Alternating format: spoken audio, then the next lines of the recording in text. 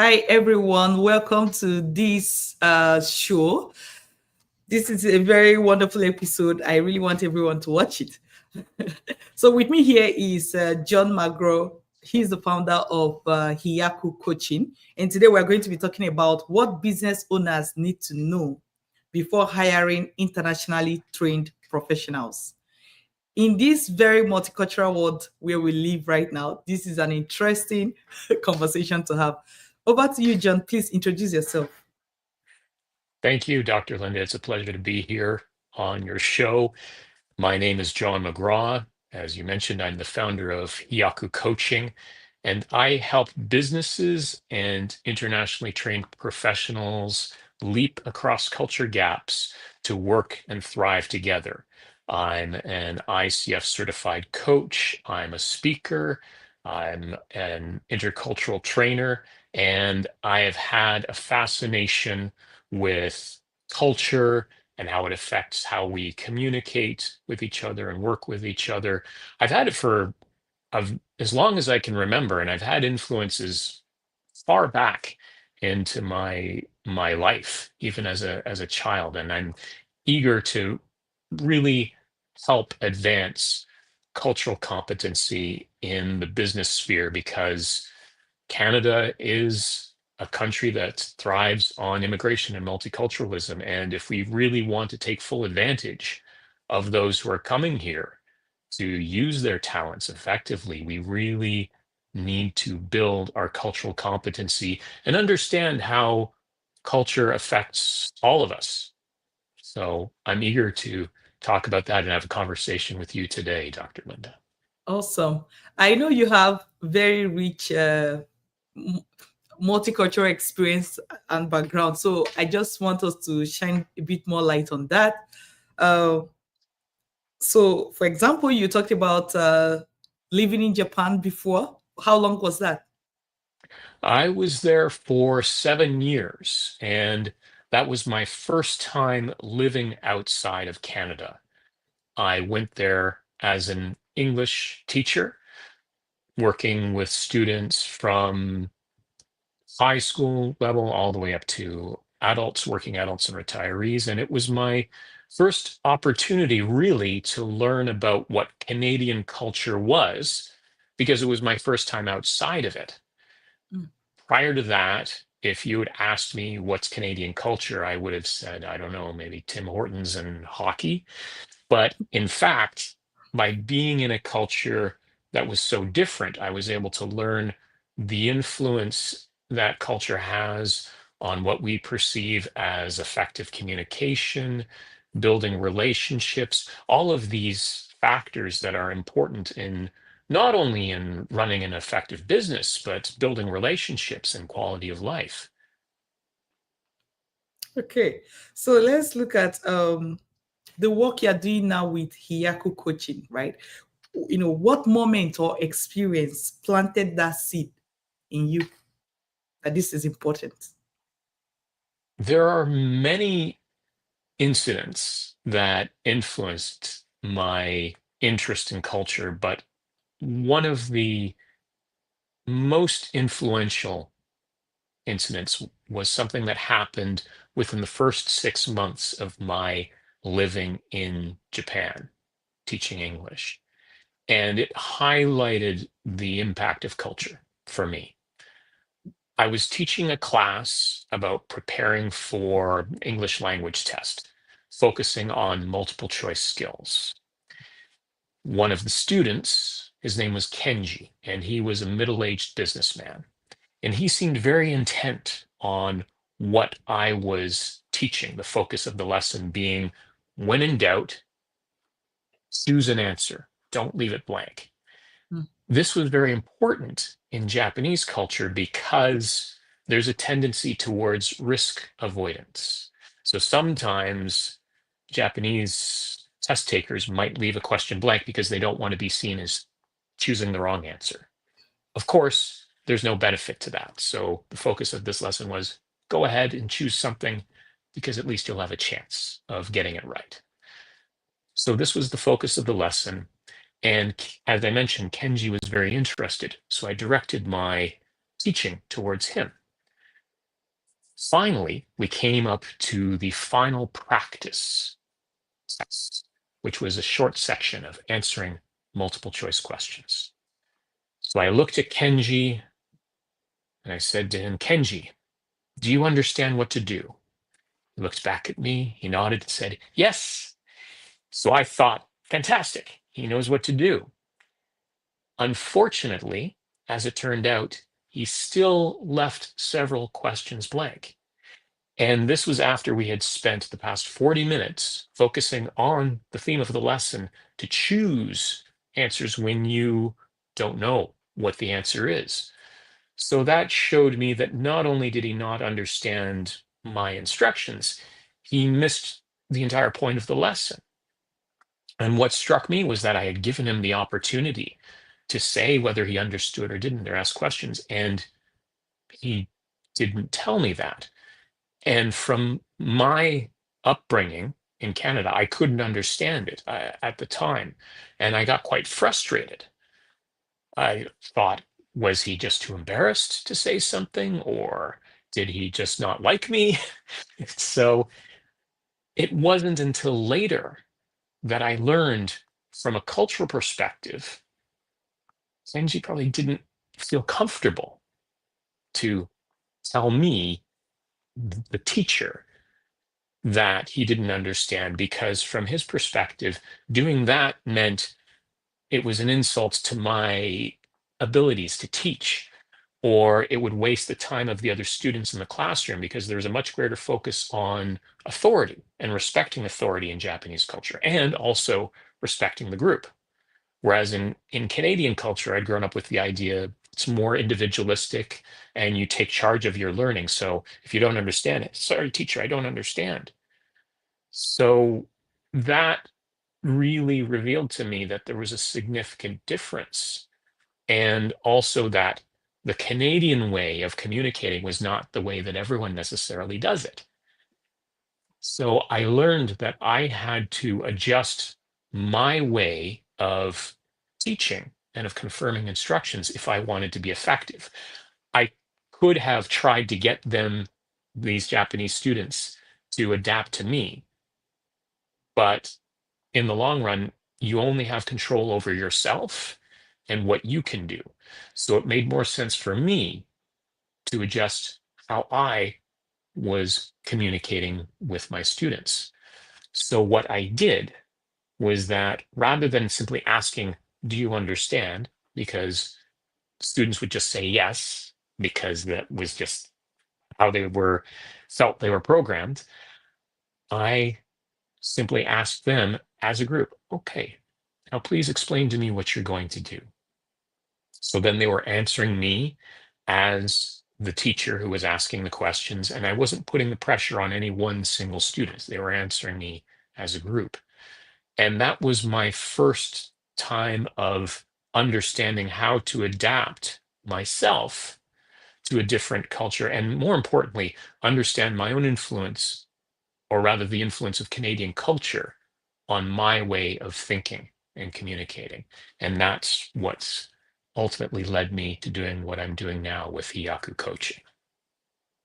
Oh, wow. It's, which is why I'm talking about your background, because, if somebody's talking about culture, lived experiences also play a role in how much of that they're going to understand. So I really want people to understand that you have lived experiences when it comes to culture and things related to that.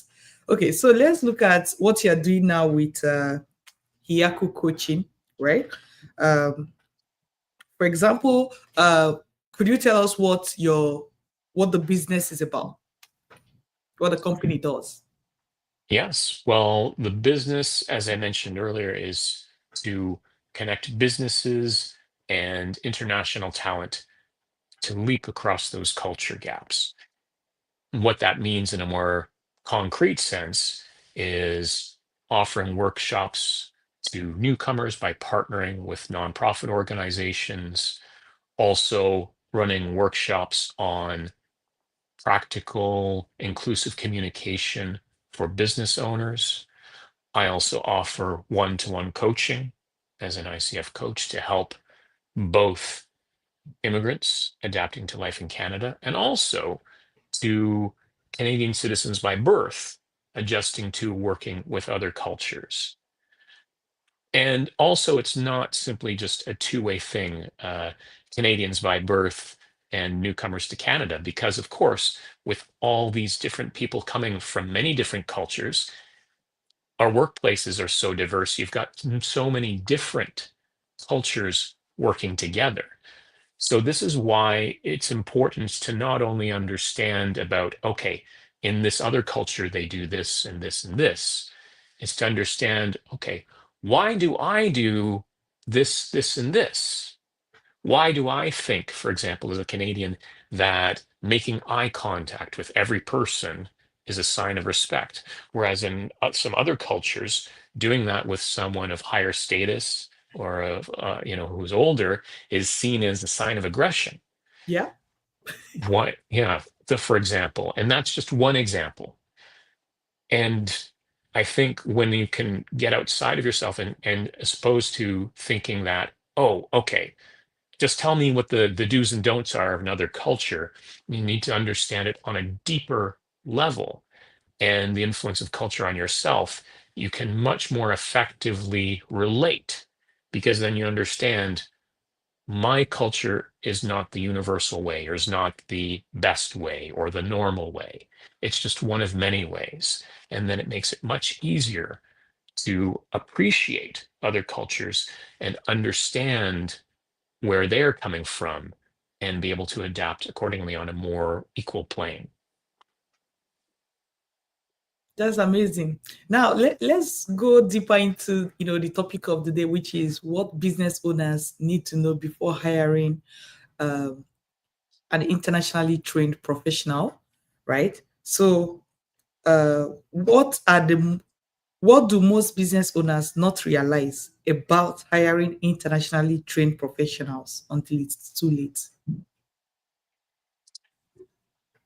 One of the biggest things that many business owners don't realize, particularly in Canada, is that many cultures, the idea of self-promotion is negative. It's considered bragging.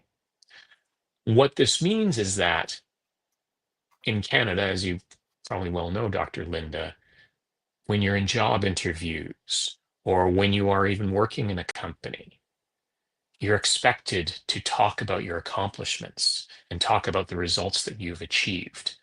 I was at XYZ company and I streamlined the sales process. So as a result, our quarterly returns increased by 10%, for example.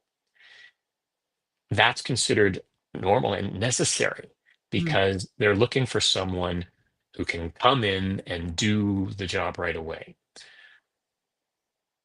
With many cultures, however, again, as I mentioned earlier, that's considered bragging. It's considered a negative that you're talking about yourself in an arrogant way. And if you did that, for example, in many places like India or Japan, they would look at you and think, "Well, what's with this guy? They think so highly of himself. Obviously he's not going to be a good fit."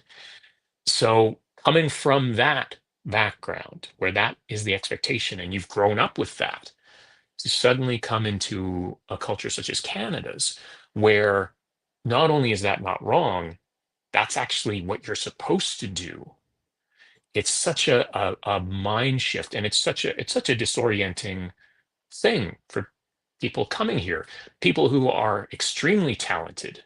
They have a lot of valuable experience, and in many cases, experience that many Canadian citizens by birth don't have simply because we're not working in those kinds of environments, like some of the fast-paced growth in, say, Nigeria and India and many of these other countries.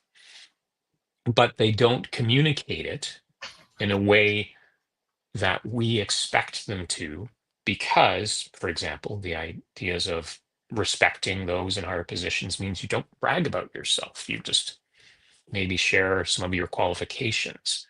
So then when they show up in these meetings and they don't talk about themselves, whether it's in an interview, they think, oh, well, oh, this person's not very confident, or they haven't really achieved that much, so maybe they're not a good fit. Or also when they get hired, they may not have those conversations with the owner or their supervisor to say, hey, this is what I want to achieve here.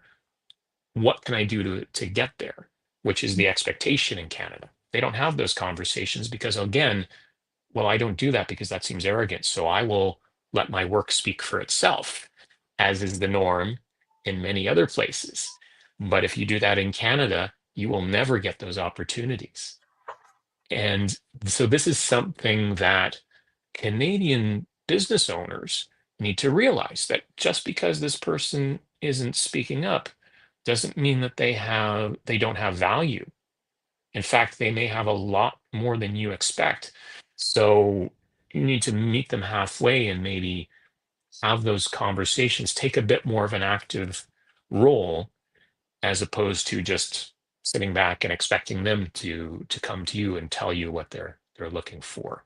And I think that if you make those adaptations, you can really get a competitive edge over those businesses that don't have that kind of awareness and don't take those extra steps to just give these international talents a little more confidence, or ask them some questions to help bring out those things that they may not necessarily feel initially comfortable talking about, and that can return great dividends.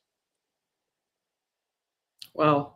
You know, I can totally relate to what you're saying because before now, I was running this business. Basically, what we're doing was help international students, like many majorly Africans, to get into grad school, often through scholarship, right? But the core of what we're doing was teaching people how to, structure their CV. And what you will notice is that these people, some of the African students, right, they have the experience, but when you look at their CV, the CV is empty. You just see like, I went to school here, I did my, let's just say for a Nigerian person, I did my NYC or housemanship or something here, like, which is a 1 year thing you do after school, right? Okay, let's just focus on that 1 year thing. That 1 year thing often involve for a whole year. Maybe you are in a community, teaching students, lots of experience, lots of community work, but they will just tell you, I did this 1 year thing, like in just one line, just give you the name of the thing. So professors here are also unable to understand that this is an exceptional candidate. And one of the things we're doing is come in and teach these students how to showcase your skill, because as you said, oftentimes it's seen as bragging. So nobody wants to do that. You have to actually explain to them that this is what is expected of you where you're going. So you have to put those things. And it was really like the result was awesome, as many students were able to get admission into grad school. But I can see how the lack of awareness, both whether it's on the person who is applying for the job or the business owner, can create this divide where eventually the person is not hiring, right? Like the business owner is not getting the hire they need. The other, the internationally trained is not getting the employment that they need, right? So very important conversation. Yes, exactly. And I admire what you were able to do with those graduate students, because really it could end up being a lose-lose situation. As you said, they international talent can't get the employment, and the business owners either lose out on the talent, or even if they do hire them, they may let them go early because they feel it's not a good fit. And Mhm, then there are the costs in having to deal with that turnover, the churn. mhm, So really, it's makes sense for not just one party, not just the newcomers or the international talent to adapt. mhm, There's a need for the awareness for the business owners to really take full advantage too, so that they don't necessarily miss out mhm, on that. And it makes sense. It seems like sometimes there's an assumption, oh, well, they're coming here, so they should be doing all of the work to adapt. And while that's an understandable to have that viewpoint, really from a business standpoint, does it make sense to just make that assumption? Would you make those kinds of assumptions about other areas like keeping up with the latest technology? Oh, well, the business should adapt to us, and now we're using Windows 95. No, it doesn't make sense. So why wouldn't you boost your cultural competency as well to get an advantage, to get an edge over your competitors? Hmm. Okay. So you often say that inclusive communication drives better business outcomes. Can you unpack that for us? What does that mean? Well, what it really means is, as we know, there is a huge cost with miscommunication in business. Lost business deals happen. Internal communication is very costly. I recently read a statistic that in the United States alone, miscommunication costs something like $2 trillion per year, not billion. Add on a few other zeros to that, $2 trillion in miscommunication. And part of that also comes from miscommunication, misunderstandings, assumptions around culture, whether that is national culture or generational culture or different industries, different professions. Mm. But what is the advantage here? Now we can think of framing cultural diversity means, oh, well, okay, then that means that it's a pain and we don't want to deal with it because, we don't want those miscommunications. But on the other hand, when you have diversity in thinking, different viewpoints, especially in industries where innovation is important, that diversity is a huge advantage as long as there is effective communication. There is another study that pointed out that diverse teams, when they can communicate effectively, are 87% better at decision making than more homogenous teams. And businesses in the top quarter percentile that have diversity are actually 35% more profitable than their competitors in similar industries. So there is actually, it's not just avoiding the disadvantages of having diversity, it's about getting a competitive edge, about getting that better decision making, more profitability, more innovation. It's some people seem to frame it as a case as well. You can admire, you can have diversity or you can have excellence, and that's a falsehood. In fact, you get both of them together, they're a great combination, and they will drive excellence. Mm. Mhm. Okay, so where do the breakdowns in communication usually happen between employers and internationally trained hires? And why is that really about language? Well, language certainly is a part of it, but what comes in is a lot of cultural assumptions. So, for example, even things like, let's take a simple example like idioms, for example, right?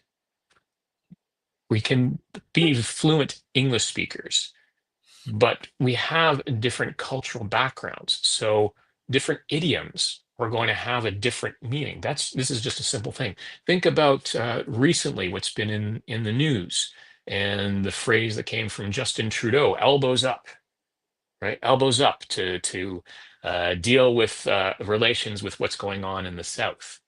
Now, I know so many people who are fluent English speakers. It's like, what does that mean? What is elbows up? Well, unless you happen to be not only a Canadian, but a follower of hockey and are familiar with the phrase with Gordie Howe, you have no idea what that means. And that's just one example. There are all sorts of, when it comes to idioms or perhaps specific technical jargon that is not only industry specific, but region specific, then that leads to a lot of miscommunication. And that's just one aspect there. Then also, there's the assumptions that I talked about in my example of working with Japanese students. What does yes mean? What does no mean? There are different cultural assumptions based around that. Does it mean, yes, I understand what you're saying, or yes, I'm saying yes to show respect to you? And these are not necessarily things that will come out right away without looking deeper and understanding where different cultures are coming from and what your own cultural assumptions are. And those kinds of assumptions and miscommunications can happen, can lose, like I did, I ended up losing a student as a result of that. Or when there are mergers between corporations that have different cultures, so many of them fail because they don't take culture into account. It's thought of, oh, well, it's a soft skill. Well, 70% of mergers fail because the culture isn't taken into account, the different ways of doing things. So imagine how that happens when you don't take culture into account in multicultural workplaces or remote teams, or as a business owner wanting to take advantage of all this really wonderful international talent. And you make assumptions that they're going to talk about themselves and promote their accomplishments. Then you lose out because, well, this person who was an excellent candidate, had all these wonderful experiences, didn't talk about themselves. You thought, oh, they don't have anything of value, right? That just shows the cost right there. Mm. When you were talking, the example you gave is so interesting because myself, I'm asking, can you tell us more what elbows up mean? Please tell us. Sure, sure. So elbows up was kind of the idea that in hockey, if someone is getting a little too close to you, as you know, ice hockey is a very physical sport. So if someone's getting in a little too close, crowding you, being aggressive, you get your elbow up so that if they get too close, they'll smack, you know, they'll get face first right into your elbow. So elbows up is like kind of a, defensive, but like we're ready for a fight Mm. kind of thing. We're not necessarily going to start the fight, but we're not going to just take what abuse is laid on us. So there we go. There we go. Right? That's amazing. Just look at how it's like somebody's talking, perhaps on TV, but they've made a reference to something in the games, right? And this is a very popular game in the country that people who, children who went to school here or people who grew up going to school here at high school or something, we know so much about this. But if somebody had just immigrated into the country, even if you are 10 years old in the country, you may still not know. Exactly. Yeah, it's all of these things. And of course, sports being the one example, that's one aspect that's a really common topic in business. And a lot of the idioms come in, Mm, business relations. So it can really influence us. And when we think we're simplifying things, oh, in a nutshell, it means this, or, it's time for you to step up to the plate. We think that we're simplifying the language, but actually, yes, we are, if the other person has the same cultural understanding. But there are so many fluent English speakers who don't have that cultural reference. So automatically that leaves them out and can lead to confusion and more wasted time in mm, trying to explain yourself as opposed to just using more straightforward language. Let's be prepared to defend ourselves, or um, some person can take the lead on this, something, more neutral but more understandable. mm. Wow. Okay, so you've called cultural awareness a secret superpower for entrepreneurs. I think that's probably what we're talking about here, but why is that? Why is it a secret superpower? When you're working and developing your own business, of course, especially these days, it's impossible to do it all by yourself. Mhm. Entrepreneurs are working together with each other, making collaborations, partnerships all the time. Particularly in Canada, as I understand it, the figure is about 80% of the entrepreneurs are immigrants. So that means these people that you would be partnering with and working with have very different backgrounds, Mm. coming from different understandings, different ways of doing things. So being able to connect with them, showing a great deal of understanding and being able to adjust your own approach in different circumstances means an automatic opportunity to build connection. Right? It was, I believe it was going to South Africa now. I think it was Nelson Mandela who mentioned that if you speak in a language I understand, you connect with my head. But if you speak in my language, you'll connect to my heart. And that's not only in terms of language, but also the connection to the experiences. So if you're able to relate to the other person's experiences and understand them on a deeper level, as opposed to coming based on your own assumptions about, how things are, uh, it can really help to strengthen those bonds.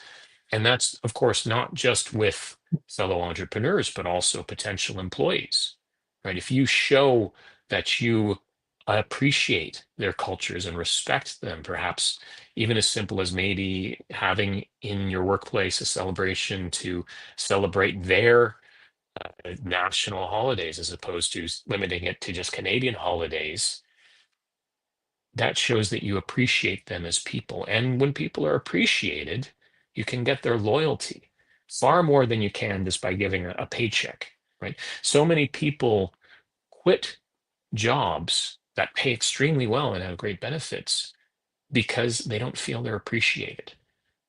So just showing that human connection that you have by being able to connect with them, maybe not perfectly, but the very fact that you're making an effort shows that you appreciate them as people. And ultimately, human connection has a huge impact on business, sometimes far more than we even really recognize. Mhm. So that's why I call it a superpower.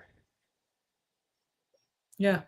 There was a point you brought out there, which is that, today we're talking about internationally trained professionals, and it's easy to see it from the employee aspect, right?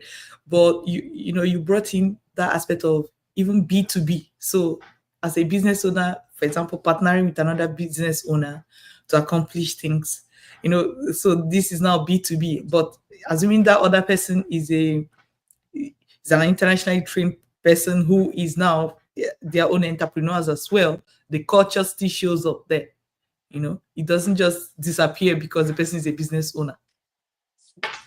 Yes, absolutely not. We still carry around our culture wherever we are. It influences us. We don't just suddenly become robots. In businesses, B2B, it's still human.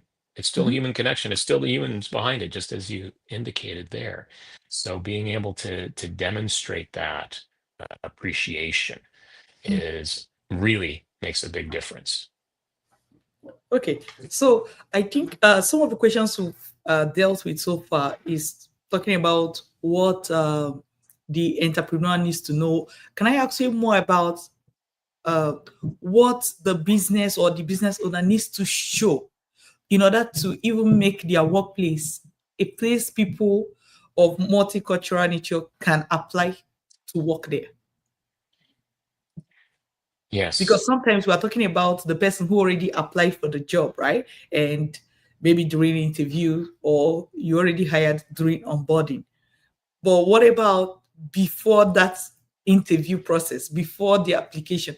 Why will internationally trained professionals want to work with an organization, right? Like, what is it that the business need to think about or demonstrate or show? Maybe, I don't know, social media on their website to be able to attract these people to even put in application to work with them. Aside from being a generally good place to work, regardless of culture, Mhm. I would say having connections to the local communities and not just in a performative way, because it is very easy. Many businesses we see will do it in a, oh, okay, well, we want to have people of who look this way or something, and that's their thoughts of diversity. But actually showing an appreciation and an openness to communicate. I would think even before they apply, demonstrating what kind of commitment do you have to being an inclusive workplace. Show that it's more than just okay, well, we'll celebrate this one day, and then every other day it's the same as expected in Canadian society, for example. So that you are taking in what the existing employees are, because of course a lot of employees or potential employees, before they interview, sure, they can go take a look and see what's on the social media, but those who are networking, they're going to connect with people who are actually working there and say, okay, Mhm. so can you tell me what it's really like? And it may even particularly happen with people that they share a common cultural background with, because when you come to a new place, that's the easiest place to start. Mhm. So simply by developing a more inclusive workplace, and what I mean is not using language or sort of being nice, but showing that you actually respect your employees by listening to them, adjusting your style of communication, as I mentioned, where these employees want to stay, then they will communicate that to Mhm. others who are asking, yeah, so what is it like working at ABC company? Well, they actually really respect me. I feel like they've taken the time to mentor me, for example. So I think beyond just, yes, you can put those elements on social media to demonstrate that, but a lot of companies do that. What you really want to do is also work not just on social media, but what's the word of mouth going to communicate from those people who have actually worked and are still working in your Mhm. place? Because a lot of times that will have more power in the long run than just social media alone. I get you. Okay, so let's go to the biggest. What is the biggest mindset shift business owners need to make before bringing on internationally trained professionals? Aside from what I've mentioned, one of the things I would say is getting to the mindset of listening. And what I mean in that case is truly listening to the other person that you're communicating with. There's the idea that active listening is all about the outside, leaning into the person, nodding, doing all these visible things.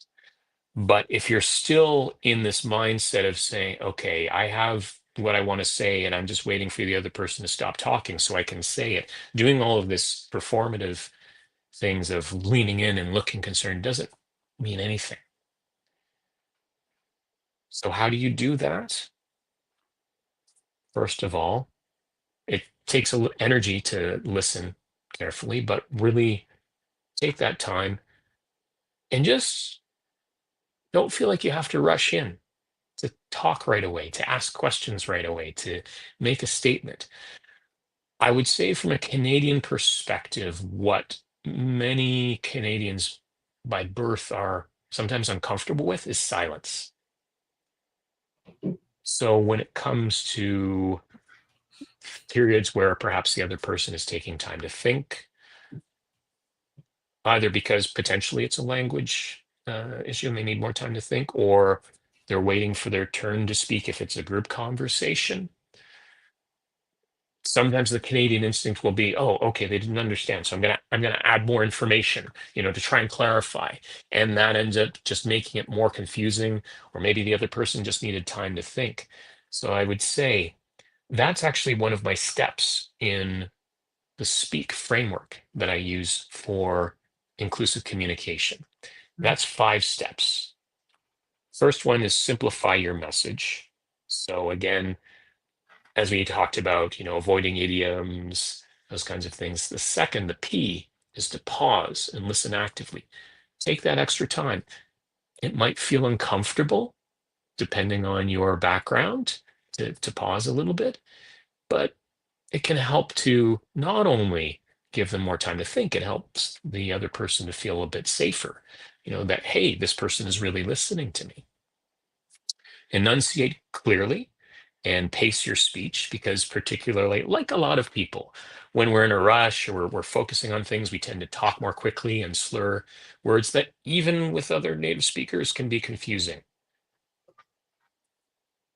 A is to ask questions and clarify when necessary. Ask open questions that show that you really appreciate what they're thinking, and you want to make sure that they understand, and not judgmental questions like, why did you do that? But what did you understand about what I want you to do, for example.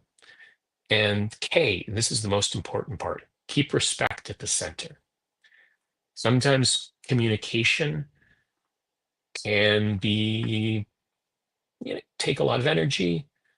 It can be tiring at times, especially when you're in a stressful situation with business.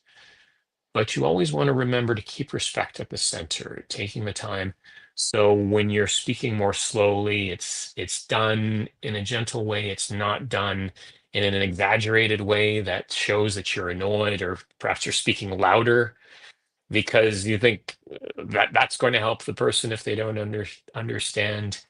Remember, just keep in mind the other person is a human being, and that that speak framework can make a big difference. They're simple steps, but it's important to keep them in mind, and just those steps alone can help to improve communication. And that's not even just across cultural lines, that's even just regular life, people in the same culture communicating with each other. So that's what I would say. Keeping that framework in mind can really help. Mm, that's amazing.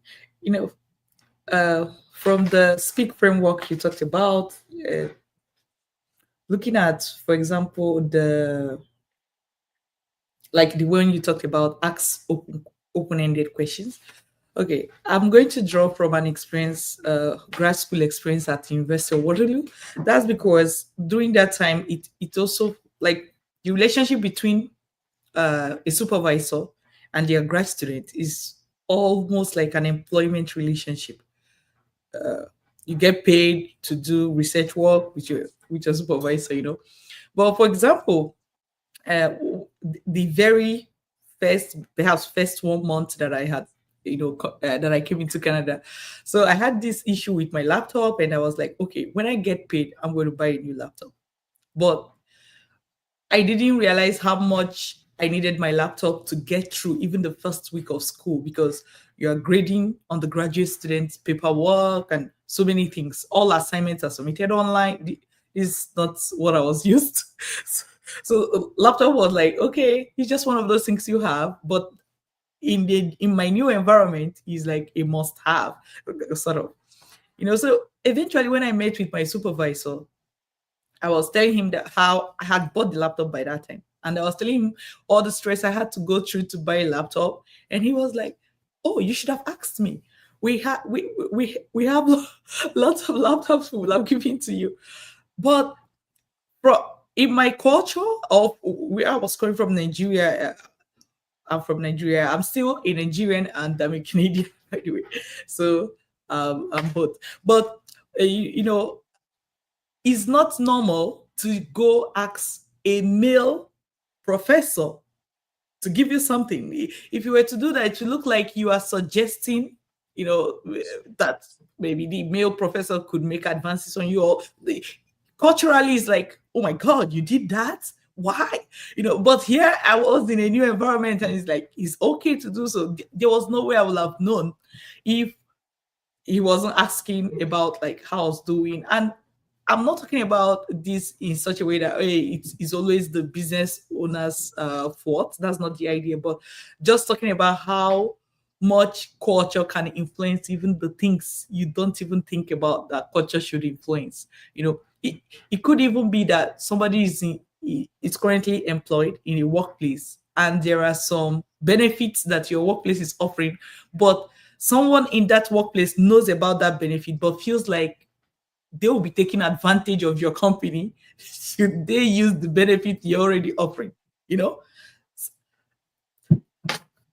Yeah, just that, sorry, please go ahead. yeah, just like uh, culture is interesting, and sometimes, except you are asking even the open ended, because sometimes you don't even know, right? Like just taking out time to ask that person what could be going on or something can bring out places where you can intervene or you can restate, just like what you're saying. Like you ask somebody, do you know what you're going to do, and they say yes, but you don't know that if they tell you no, that's sort of culturally not acceptable, but so they're telling you yes because that's that's what is culturally okay. So to go a bit deeper, that's it, ask the open-ended questions, and as you're saying, listen. Yes, absolutely. I mean, that example that you've had of your own personal experience really just highlights it there. And as you said, it's not to say that there wasn't some expectation for you to adapt to the environment, but sure, as you said, here you were coming to Canada, doing so many different things. There's a lot of stuff on your plate. So just the fact that that professor happened to ask at the right time, how you were doing, it just shows the power of what you can do as a business owner. And when you're asking how you're doing, not just expecting the, oh, okay, I'm fine, like we do here in Canada. Hey, how are you? I'm fine. Oh, good. But just to say, no, really, how are you doing? Be open to those Mm, conversations and show that you really do want to know how they're genuinely doing, and you're not expecting them to just give an automatic answer. And just doing that alone, right? Look what it did for you. mhm, Imagine what that can do in your business or in your life with the people you have relationships with if you just take that time to show, hey, I'm really curious how you're doing. It's very powerful and very simple to do. mhm. Right? Mhm. Wow. Okay, so let's look at I'll say something else. This is funny, but let me share it because it ties into what you're saying. But I was very much popular online as of my grad school days. I still am, but I'm talking about as of grad school days, right? So by the time I was always sharing about my experience at University of Waterloo, then especially my department, one day a professor said something. I didn't reply, but he made me laugh. What did he say? He said he has been getting a lot of applications from dentists dentists from Nigeria. He couldn't understand why dentists from Nigeria kept applying to him, not my professor, someone else. Like it was at maybe open house or something to encourage students to do application. And that professor was saying that I was smiling because online I've been sharing about my experience with all the viewers, especially viewers from Nigeria.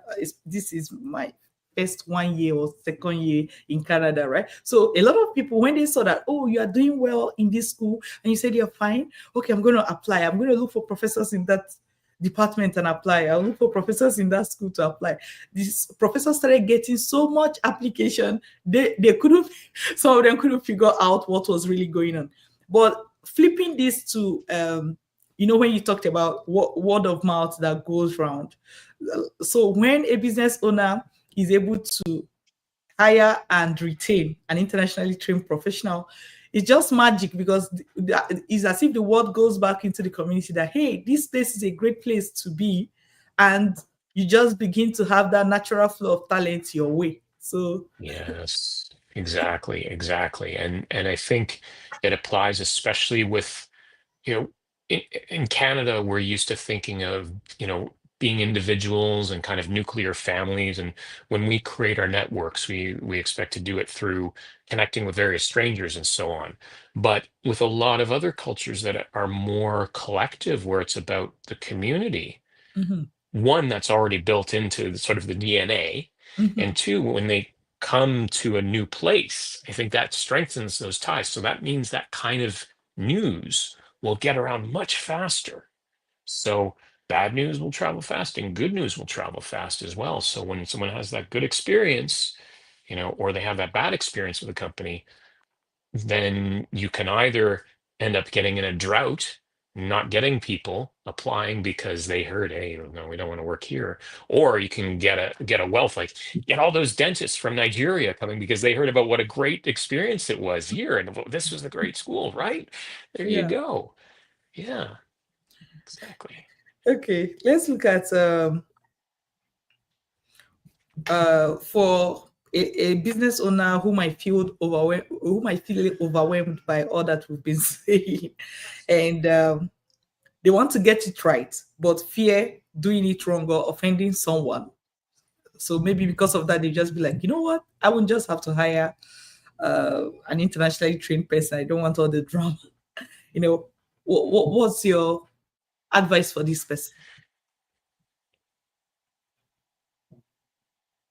The thing is, there's an assumption that intercultural communication and being inclusive is all about being nice and, as the expression goes, walking on eggshells, being scared, not wanting to say the wrong thing.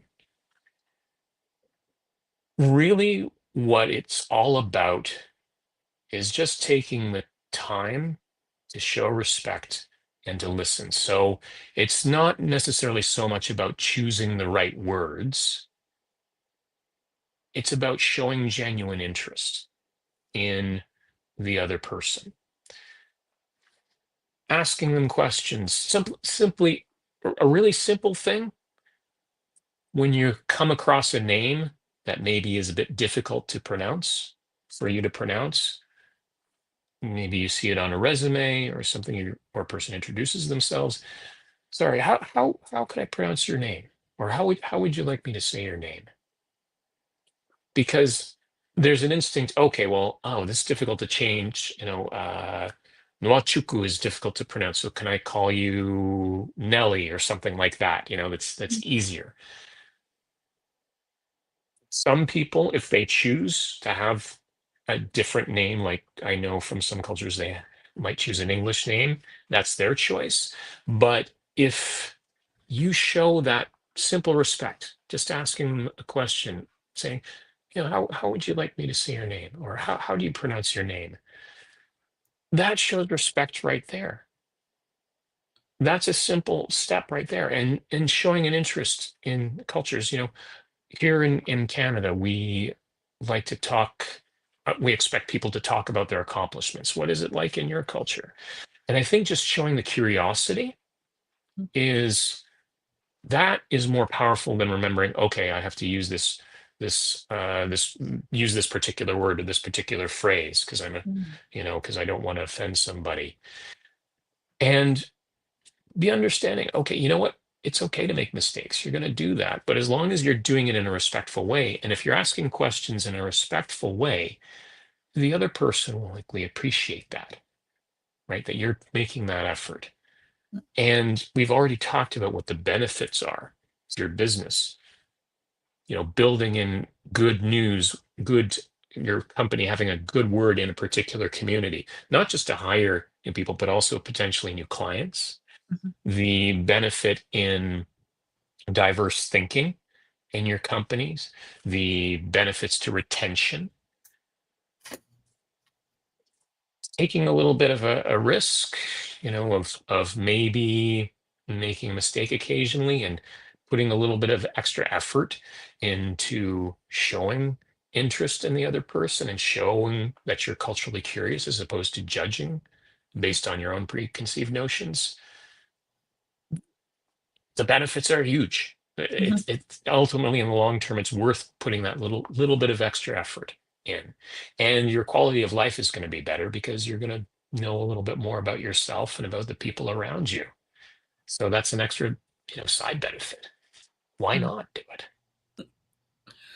Yeah. And you talked about name, like learning how to pronounce a name, because name is one of those things that humans connect to, especially like everyone connects to their name, right? Like someone, even if somebody is not calling you, if they mention John where you pass, you are likely to turn around and maybe check, is it you they're talking to? But well, that is not unfortunate. As the based on the world we live in right now, some people's name are not that straightforward, or not, like the point is, they're talking about people with from different cultures, right? And they may have a name that the temptation is to go the easy route and pick something you can pronounce and call them that thing, but that means that that connection people have with their name is also going to be absent, right? I remember somebody that I started working with. By the time I started working with the person, they had a name that was, I would consider, hard for me to pronounce. The name is Mariah, but this name is spelled as Maria. In my brain, that's how I'm going to call it. There was this temptation to be like, hey, in my head, I'm going to call you Maria, deal with it. you know, and the person was like, no, don't worry, you can call me Maria. I was like, no, what I did was I spelled out the name the way it's pronounced and saved the person's name like that on my phone, like Mariah. So I'm like Maraya, something like that's not how it's spelled, but that's how it's pronounced. So by the time I started seeing it on my phone every time, right, I got used to calling the person, pronouncing the name the right way. I really feel happy that I took that step, because it was so easy to, slide into the easy route and call them something different. But just imagine, for example, working with somebody for a year, 2 years, and they still call your name wrongly, pronounce your name wrongly. And after 2 years have gone, even the person who is pronouncing the name don't realize that this is still the wrong name. Right. But those are some of the things that may make somebody feel like they don't fit in a particular place, compared to if at that initial moment, maybe your employer or the business owner or the entrepreneur took that, made that extra effort to just learn how to pronounce that new name. Exactly. And that can generate far more loyalty than even a huge pay raise or other benefits, because you're showing that you value them as a person. And that goes a long way in building loyalty and reducing turnover in employees. Yeah. Simple. Okay, so when someone hears your message today or listen to this entire episode of Dr. Linda's show, what's the transformation you hope they will walk away with? I would like them to take the simple step of avoiding assumptions. To this effect, I actually have another framework called Okay. the LEAP framework. And this is more about cultural assumptions. Let go of assumptions. So engage with curiosity, assess possibilities, and perform with insight. So this is what you do anytime you encounter a situation that seems a little unfamiliar, maybe, for example, the eye contact thing or something else that seems strange to you, perhaps Mhm. from someone else's behavior.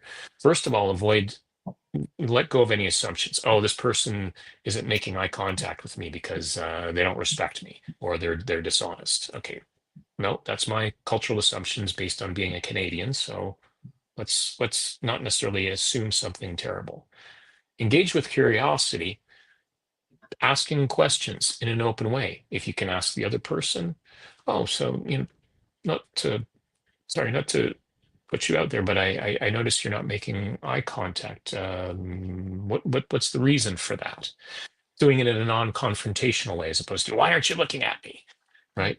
If you can't speak with them directly, talk with other colleagues who may be from that similar culture, or do searches on the internet if you have to.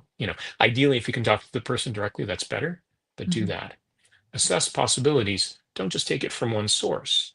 Verify with others. If you have to check on the internet, make sure to talk with other people. And then perform with insight. Then you now have this knowledge so that you know, oh, okay, this person is not making eye contact with me, perhaps because I am in a higher position to them and they don't want to disrespect me. So I take that into interviews, for example. So just following that LEAP framework, keeping that in mind. So when you start feeling kind of a gut feeling like, oh, why are they doing this weird thing? Let it go and show some curiosity. Curiosity over judgment Mm, can open so many doors. And that's the one thing I would really like people to take away with, to implement, that they can do right away in work, in their relationships throughout life. mm. Curiosity over judgment. Thank you. It's been an amazing conversation. Let me ask you, what's your vision for your company, Hiyaku Coaching? My vision for Hiyaku Coaching is to make business world and outside of business a more human place where we understand each other and open up more opportunities by being able to collaborate and not just overcome cultural barriers, but be able to thrive even more effectively, become more diverse, and using that diversity as an advantage Mhm. to make life better. Mm. Okay. Where can we connect with you on social media or otherwise? Well, you can certainly do a search for me on LinkedIn, where I'm very active, John Edward McGraw. You can also search for Hiyaku Coaching there as well. I also have a YouTube channel and Instagram, Hiyaku Coaching, at Hiyaku Coaching up here. And you can also connect with me through my website at hiyakucoaching.com. Okay. So, any one of those ways you can reach out to me. I post regularly on Instagram, LinkedIn, YouTube with short videos, with some cultural tips and some other ideas. So, you can always find something of interest there if you take a Mhm. look. So, I encourage you to connect with me on Instagram, see what it's coming out, start a conversation. I'm Mm. always into meeting new people and learning about new experiences that they have. Yeah. I know throughout the conversation, I didn't ask you more about your some of your experiences with Nigerians or something. That's right. That's right. So very quickly, uh, that was my earliest experiences because my parents, my father from Canada and my mother from Ireland, met in Nigeria because they were teachers at Hope Waddle in Calabar many years ago. So I actually owe my very existence to different cultures merging in a third place. I Mhm. owe my existence. If Nigeria didn't exist, I wouldn't exist. So that's how far back it goes, right? Wow. when I when I heard your cultural roots, I was like, he is so multicultural. You're the real Yeah. deal. Wow. Um, thank you very much, John, for agreeing to be on the show, educating us. Very wonderful insights you've shared. Uh, I appreciate it, and I encourage everyone to check him out on social media. Check out John, and he has lots of videos. I myself, I'm going to go watch more because I think I saw one reel or a short video you had made when I was, preparing for today's session, and I was like, okay, I'm gonna come back to this. I saw some experiences you were sharing there, so myself, I'm gonna go dive into some of those videos, and I encourage everyone to do the same as well. Okay, thank you very much, John. And for those who have been watching, thank you very much. Do you have any other thing to say before we go?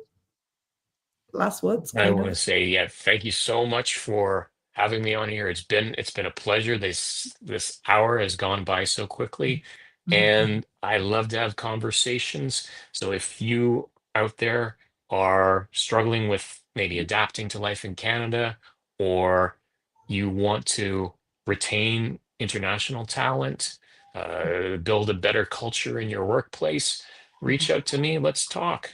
I'd love to hear your experiences, what you're going through, and who knows what we can come up with together. So, Sure. Thank you very much, John. And to everyone, see you for the next episode. Okay. Bye. bye for now.